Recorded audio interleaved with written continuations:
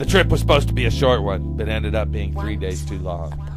Nashville, Tennessee was a bit farther than expected, but the 34 coupe was delivered just as promised, and with no time to spare. It was a done deal. My friend Pete did what he said he would do.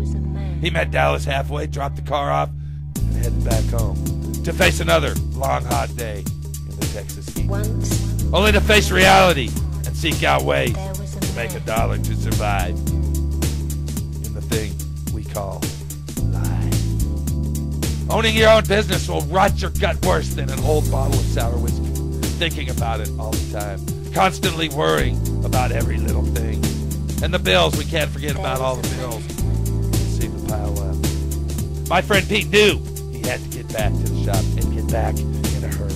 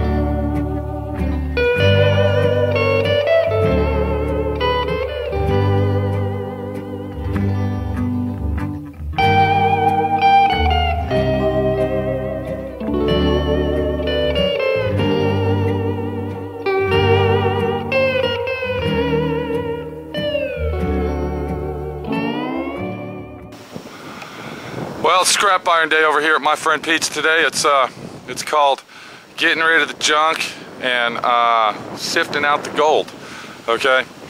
And what I'm doing, I'm going through my old junker cars and I'm getting all the stuff that's worth something and scrapping out the rest because scrap iron's at a high price right now.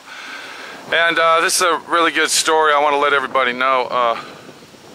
This leads into Minnie's accident here. This is a counter reaction to what happened to Minnie. Now, if nobody knows what happened to Minnie and you didn't see the video, what you might do is check out my videos. I'll have a link on this video for you to watch, and you can watch the rest of them from there. Anyway, why am I scrapping cars out in the middle of the summer? Why am I scrapping cars out in 110-degree weather? I'm scrapping cars out because I'm fucking broke. Because when Minnie got in her accident, we didn't have health insurance. Okay, we didn't have no health insurance. We let our insurance go because we never used it in 12 or 13 years. Okay, and then Minnie had a split-second accident of breaking her leg in two, not just one spot, but two spots, and pretty much almost put me out of business. But that's life, you know, that's life. And I was really shocked about the medical system. I was really shocked about how they treat you, a human being, a human life, how you're treated. Even with insurance, okay? Even with insurance, you're treated better if you have insurance, but not as good.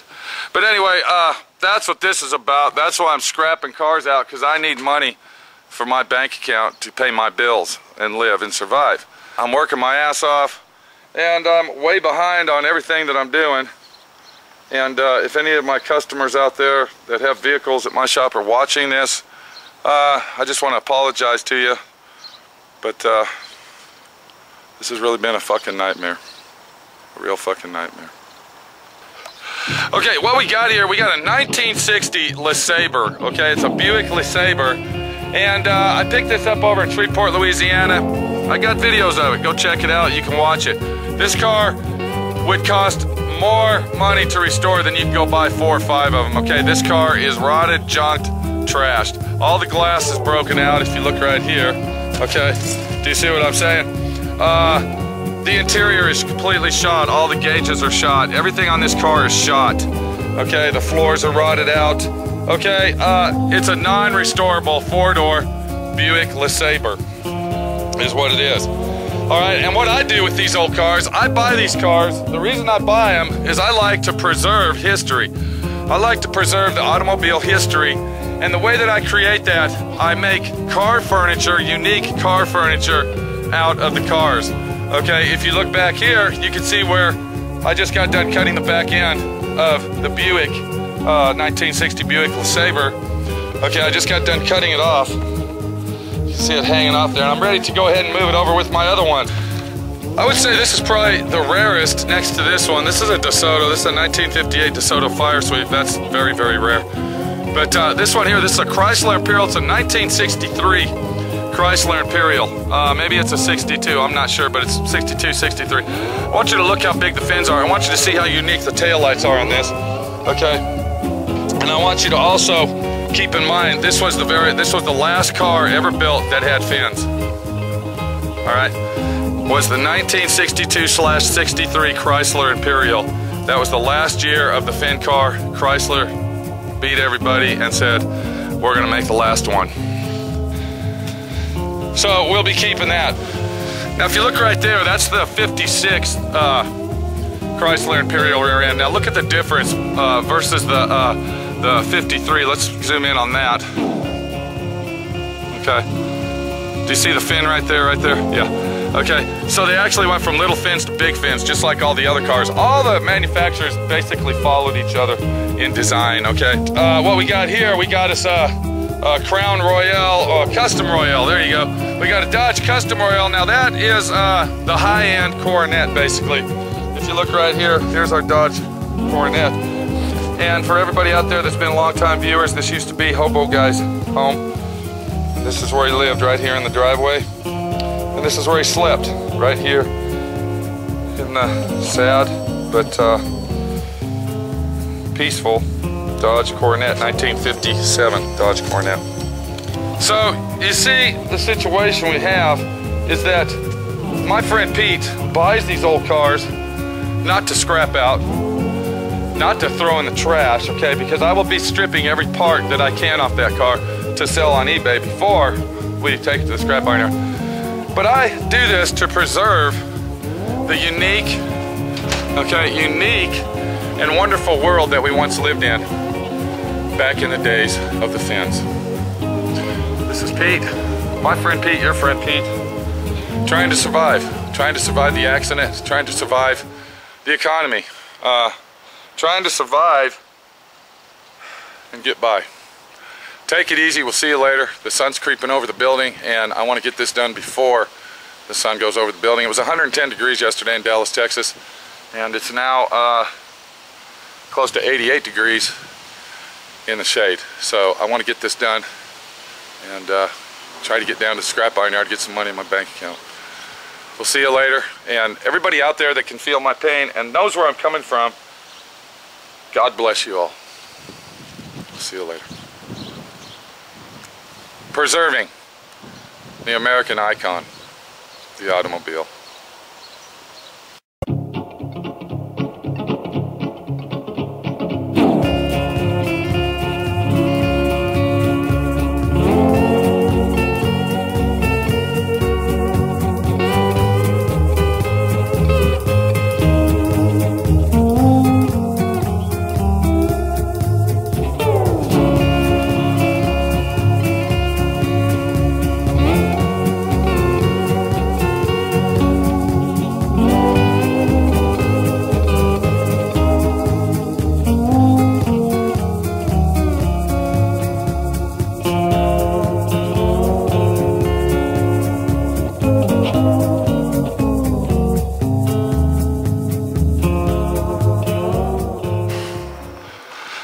Well, we got the Buick off the ground. That car's been sitting on the ground for 10 years. 10 years. 1955 Buick Riviera. Of course, the floors are completely rotted on it. Motor's locked up. Okay, rocker panels are shot. It would never even be worth restoring. I've had that car over 10 years. Been sitting on the ground in this same spot for 10 years. It's gonna be a real shame to see the old Buick go to the scrap iron yard, even though it's a pile of shit. Even though you'll never be able to restore it, it's always an icon of America. Just see a car like this go. You know, getting in an accident like Minnie did, split-second accident, really puts a toll on you, and you pretty much have to learn how to survive, okay? You gotta learn how to get your P's and Q's together and make sure that the P's and Q's stay in line. Not having insurance right now is a bad thing. Minnie's finally back on her feet, working. It'll probably take a couple of years for us to even catch up to back to where we were over the situation and the bad deal. But I got one more car to take to the scrap iron yard, and I'm pretty much out of cars. But yeah, that's the story of the old cars. Will I ever make couches out of the rear ends of these? Will I ever really actually make the couch and sell it? I don't know. Okay? This is my history right here. This is my memories.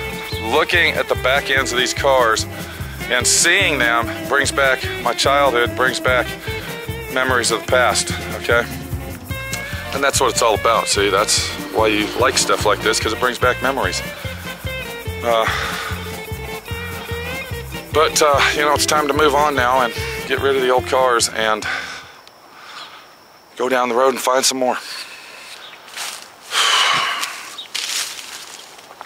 No insurance means no funds. No funds means go broke. Go broke means lose everything you got. Watch your step, take care of yourself, and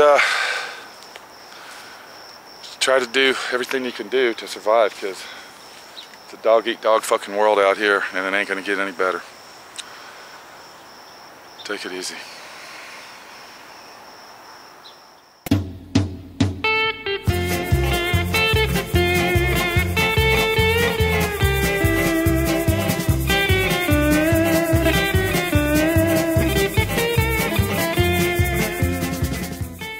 In a way, it's a sad situation. It's a sad situation to see yesterday gone, to see yesterday finally taking the last road trip of its life. I'm sure the old bastard is scared. I'm sure the old bastard is sitting there shaking like a leaf, wondering, where the fuck am I going? What am I gonna do? What is happening to me? If only old cars can talk, if only old cars can tell you the stories and the history that they've been through. Some of them wouldn't have much to say, some of them would have a lot to say. This car actually came from Colorado, so I'm sure it saw a lot of beautiful scenery. Been to a lot of beautiful places. Might have traveled around the United States, I don't know. But the final trip, the final destiny, the final journey is about to happen for the 1955 Buick Riviera 4-door hardtop.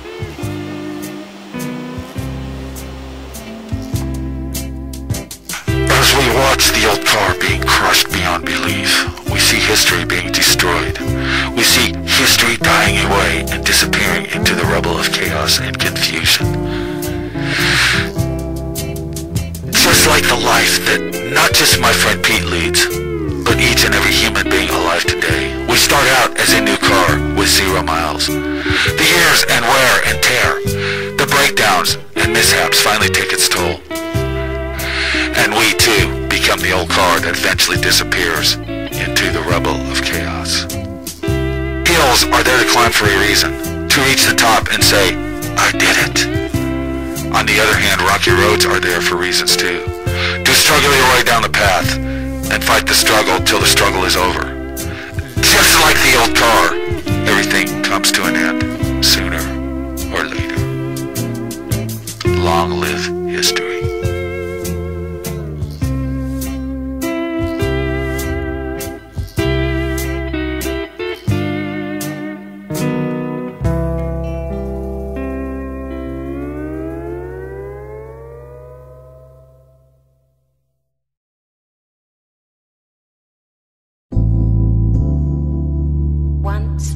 upon a time.